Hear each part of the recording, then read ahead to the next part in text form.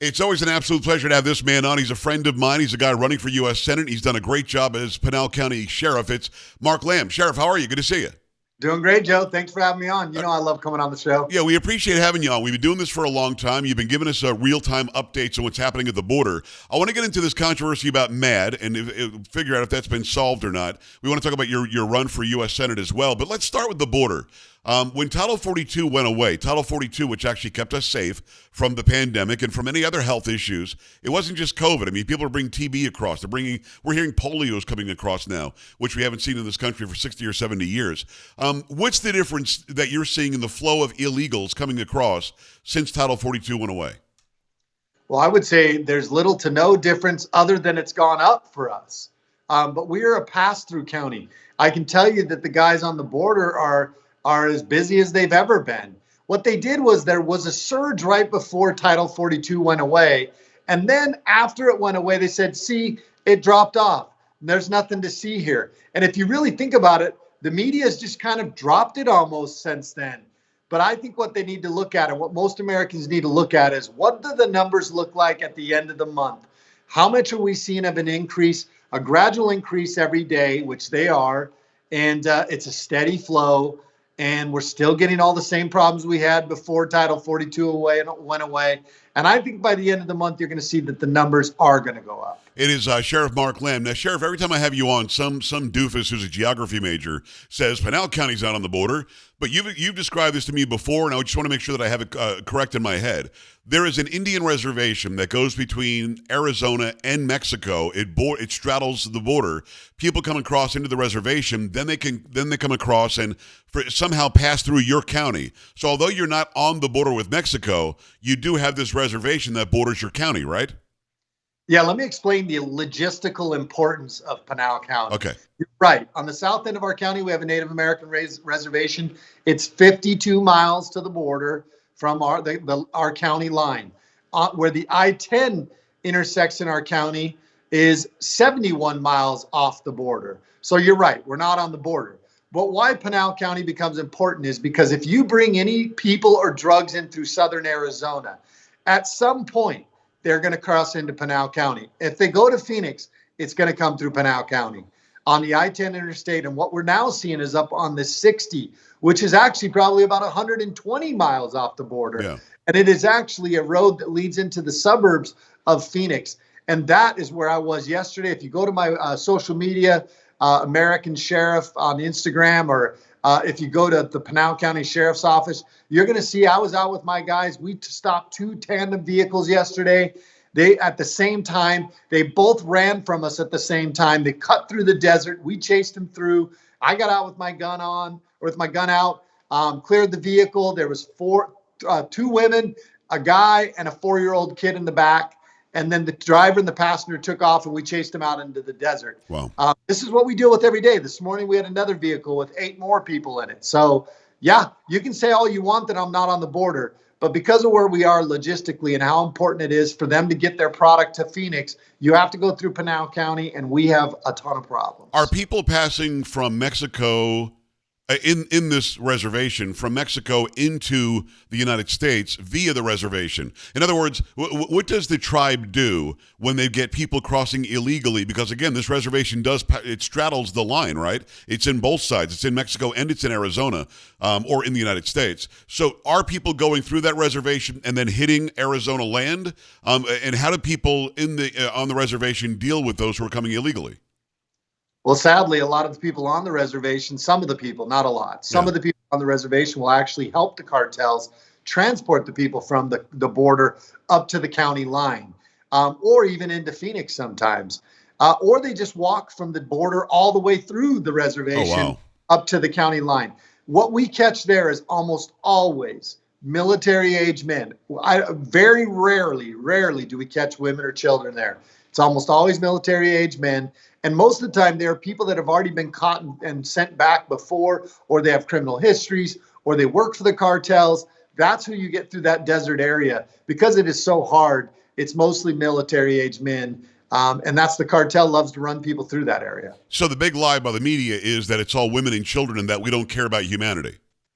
That's so untrue. Go watch my video yesterday. I was carrying this lady. You won't see that part on the video because her feet were so hurt. So I took her shoes off only to find these huge blisters on her feet. And then I had my search and rescue guy. We treated her feet. We never treat these people with anything but total humanity, dignity, and respect when we come in contact with them. We understand what they're trying to do. They're trying to come and make a better life for themselves, but they're doing it illegally. They need to go through the proper channels to do it. Now, the people that work for the cartels that ran from us, we're also charging them and holding them accountable as we should. So we understand the delicate balance of what we are doing. And anybody who claims that the men and women who put on the badge every day, whether it's Border Patrol or my sheriff's office, that we're not humane, I don't see them down here. I don't see them down here doing stuff with us. Yeah. It's us doing it, and we're the ones treating them humane. It's Sheriff Mark Lamb. Go to his Senate website, sherifflambforsenate.com. Sherifflambforsenate.com, and 4 is F-O-R, sherifflambforsenate.com. I think you'd be a great U.S. Senator. I just want to finish up on the border here. Mayorkas, as you alluded to earlier, a couple of days after 42 went away, said, hey, man, we had 10,000 coming across a day before 42 went away. Then it was 6,300 the day it went away, and now it's at 4,200. Look, we've dropped illegal immigration by 60% just by getting rid of Title 42. I mean, he's connecting things that aren't connected, right? He's connecting things that aren't connected, and he's also taken advantage of the fact that we're entering into the summer, which is historically drops off a little bit because of the heat. Too hot, yeah. In Arizona. So look, these guys know they're master manipulators of the truth. And that is what they continue to do. And they know that the news cycle is so short for anything because these guys set fires to everything in America. Right. They just have to deal with it for a few days. They lie about it, and then they move on. It is Sheriff Mark Lamb. I want to get into this MADD thing. Mothers Against Drunk Driving should not be a political organization. It shouldn't care if I'm a conservative or a liberal. It should care if I want to help. It should care that you're a sheriff of a major county in Arizona and that you want to help. It should care that you've got family members that tragically were taken by drunk driving recently, and you've also got a history in the family where people have recovered from being alcoholic. What happened here? You were invited to speak and then disinvited. Are you re-invited? Tell me the story if you don't mind. Yeah, so we originally, my wife and I were asked to come and speak before our kids passed away to talk about our son who had gone through this and was a story of redemption and a story of getting through successfully the issue, but he had to spend 6 months in my jail as part of that. Right. And so we were considering being speakers anyway, and then they all passed away in January to somebody who was alleged to have been driving drunk driving. The blood results say that he had something in his system. Right. So been charged with that. So we thought we had a very powerful story, and we were willing to come and tell it. I was doing it pro bono. And then all of a sudden, the other day, I got a call saying that I was uninvited to be the speakers. But the person who told me said, look, I'm not going to lie to you. There's a young person that doesn't like your politics, that thinks you wouldn't be an appropriate speaker, that took a complaint all the way to the national level. And they have decided to tell you that they don't want you to speak. Now, the reason they give me is because I'm running for office. But I've been a candidate for five weeks. And frankly, even as a sheriff, I'm always a candidate. Yes. So I just understand that as being the reason. And I told them that. I said, look, you can tell me that's the reason, but it times very well with the person who made the complaint. And frankly, those people don't know me. They're just listening to what the left media, the propagandist media will say about me, the negative things, the name calling, and then they made their judgment off of that. And so, look, I'm not saying to anybody, I'm not part of cancel culture. I don't want you to cancel MADD. Right. They're a great organization. This was a wake-up call. And this is what I told them. You guys need to be on the alert. Be vigilant, because this woke culture will infiltrate anybody and everybody and all the good organizations like MADD as well. One more thing, Joe. The other thing is they had on there an article that they didn't need to post. There was no reason for them to take a stance on this, but it was an article that basically said that Mothers Against Drunk Driving recognizes the inequities in traffic stops. I found that offensive. Come on, man. The men and women who put on the badge, I think it is wrong. It's incorrect. And I told them as much. They said, well, what can we do? And I said, take it down. Like, take it down. You don't need to have that article up there. You're adding validity to a false narrative that the mainstream media and these far left organizations want to push, that said we're not good at what we do, when that's not true. The men and women who put on this badge do it very well, and to assume that there's inequities in their traffic stops is false. It's Sheriff Mark Lamb. Go to sherifflambforsenate.com. What bothers me about the whole back and forth with them, I'll give you an example. Yesterday I had a music manager on. The guy managed Hermits back in the day, 10cc. He's a guy from Great Britain. I don't know what his politics are. He probably knows what mine are because he's looked me up. But going into the interview, the first thing I said to him was, I'm so glad we're not going to talk about politics. We're going to talk about an issue completely apolitical. Let's talk about music. And we had a great conversation for 20, 25 minutes. You and I have talked about things other than politics, although we talk about politics a lot. Mothers Against Drunk Driving loses a major face that people know and voice that people can trust that was just going to talk about your son, your family, drunk driving, the impact of it on a community. I know you. You are not going to campaign at Mothers Against Drunk Driving. Are they really not smart enough to understand disinviting you hurts them more than inviting you? Because inviting you actually helps a lot. I think they were more concerned with those one or two squeaky little delicate, sensible, sensitive people that get their feelings hurt. And I think that they were more worried about what they thought than more worried about what a law enforcement official who actually lost children.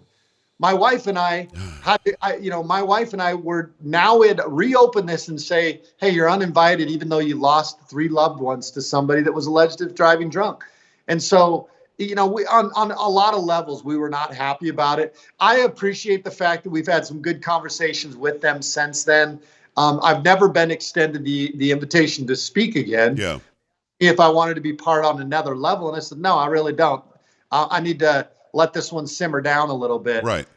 But please, anybody out there, I'm not saying don't go support MADD. But I'm not saying that either. But Mark, something happened. I'm a little bit older than you, but we're about the same generation. Something happened from the time we were growing up to where we've got a generation now that gets everything they want. They squeak, as you said, they're a squeaky wheel. Instead of giving them a little grease and telling them, okay, stop squeaking, we change everything. Why not say, listen, I hear you. I get it. I understand your concerns. He's still going to speak. Maybe don't come that night. Why not say that to the person? That's what I said. And I said, look, these kids need to learn a hard lesson that life isn't easy. And what I said the other day on an interview is, look, most beef is tough. Not all putts drop, and not every door opens for you. The world doesn't revolve around you, and that's the reality.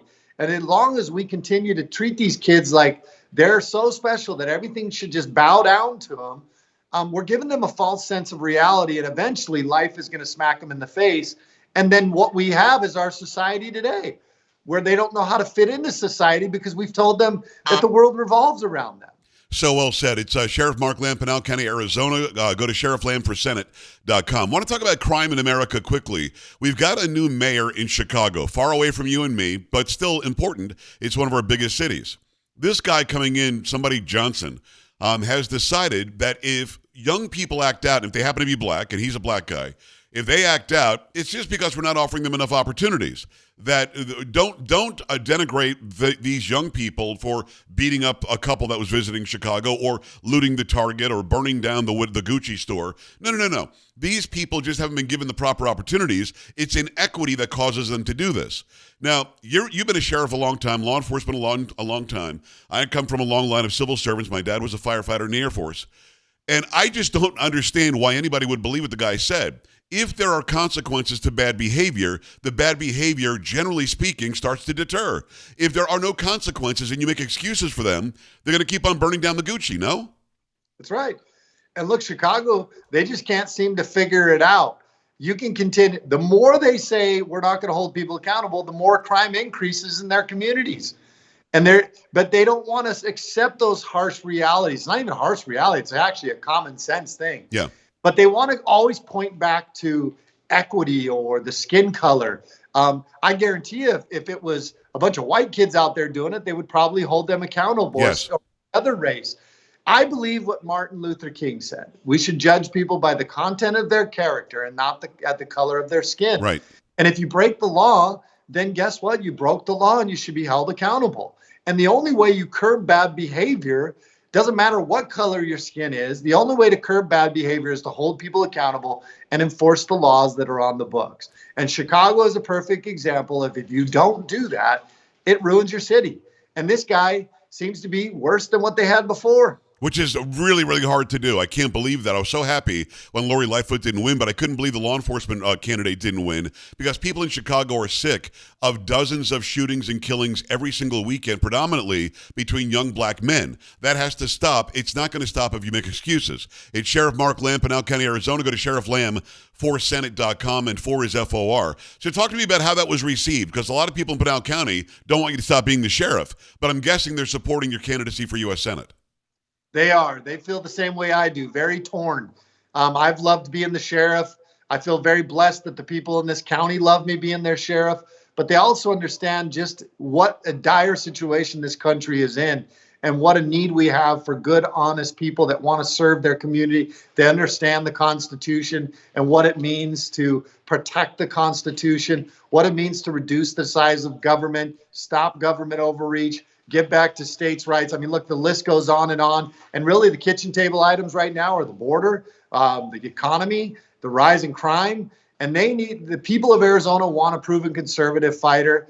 And if they have to lose me as a sheriff to share me with the rest of the state, they want to do it because we need it here in Arizona. And everywhere I've gone in the state of Arizona, people are hungry for authenticity, and they're hungry for somebody who just is going to be a warrior and a fighter for that truth and those conservative values. And Arizona really is such a great conservative state.